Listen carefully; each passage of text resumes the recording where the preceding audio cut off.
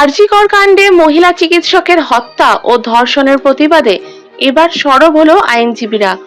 আজ কলকাতার ব্যাংশাল কোর্ট থেকে শতাধিকের বেশি আইনজীবী দোষীদের শাস্তির দাবিতে প্রতিবাদ মিছিলে পায়ে পা মেলায়। এদিন এই মিছিল ধর্মতলায় বিজেপির ধর্ণা মঞ্চে গিয়ে শেষ হয়। উই ওয়ান্ট জাস্টিস এর আওয়াজ তোলেন উপস্থিত সকলেই। কলকাতা হাইকোর্টের আইনজীবী নির্মলেন্দু ঘোষ কি জানালেন আসুন শুনে নেই। আমরা আমাদের হাইকোর্ট থেকে আমাদের রাজ্য কনভেনার লোকাচার্যের নেতৃত্বে আমরা সমস্ত আদালতের আইনজীবীরা একত্রিত হয়ে রফা এক দাবি এক মুখ্যমন্ত্রী পদত্যাগ এই দাবিতে আমরা এসেছি। উনি বিভিন্ন সময় বিভিন্ন রকম কথা বলছে। এরই মধ্যে আপনারা জানেন হয়তো দু তিনজন অ্যাডভোকেট কিন্তু অলরেডি কাস্টডি হয়ে গেছিল। গতকাল একজন অ্যাডভোকেটকে আমরা কাছ থেকে বের করেছি।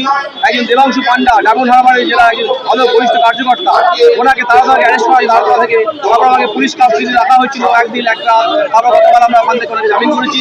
আজকেও একজন আইনজীবী ছাড়া পেলেন। উনি আইনজীবী ছাড়ছেন না, উনি ভুলে গেছেন উনি একজন আইনজীবী। ওনার যে রাজত্বে পুলিশ কমিশনারকে নির্দেশ দিয়ে যেভাবে উনি আইনকে দুরামূল দেখিয়ে তাদের অন্ধকারে বাড়ির ঘরটা ভেঙে দিল, রাতের অন্ধকারে আমাদের ছোট্ট বিচার পেল না।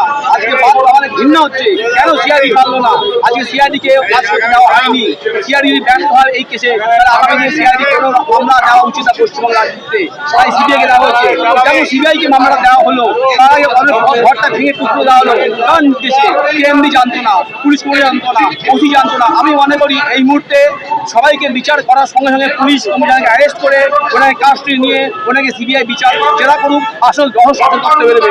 আমাদের মাননীয় মুখ্যমন্ত্রী সবই জানেন। তাই আমরা আইনজীবী রাজপথে মুখ্যমন্ত্রী ঘোষণা করার জন্য আজকে আমরা হাইকোর্টে দাবি বের করেছি। এই ধর্ণামঞ্চে আমাদের শত আইনজীবী আছেন এবং আমরা এর বিচার চাইছি। শুধু এই বিচার না, শুধু মৌমিতা বিচার নয়, তার পশ্চিমবাংলা সারা ভারতব্যাপী যে কোনো নির্যাতিতা ভাই বোন মা দিদিরা যেখানে থাকবে সেখানে সম্মানের সঙ্গে বাস করুন। এবং আমরা যে আমাদের পুরুষের প্রতি যে ঘৃণা হচ্ছে কেন পারলাম না, কিন্তু আমরা তো সবাই খারাপ নয়, যারা খারাপ তারা নিশ্চয়ই বিচার হবে। আর মা বোন দিদির বিচারের নিরাপত্তা না থাকে, তাই আইনজীবীরা নেমেছে। যেখানে আইনজীবীরা নামেন সেখানে বিচার শুরু হয়। তাই আমরা এই বিচার যতদিন না পর্যন্ত আমার সামনে আসছে, দোষীকে ভালো করে সাব্যস্ত করা হচ্ছে, দোষীকে ভালো চরম শাস্তি দেওয়া হচ্ছে, ততদিন আমাদের লড়াই থাকবে, লড়াই চলবে, লড়াই চলছে।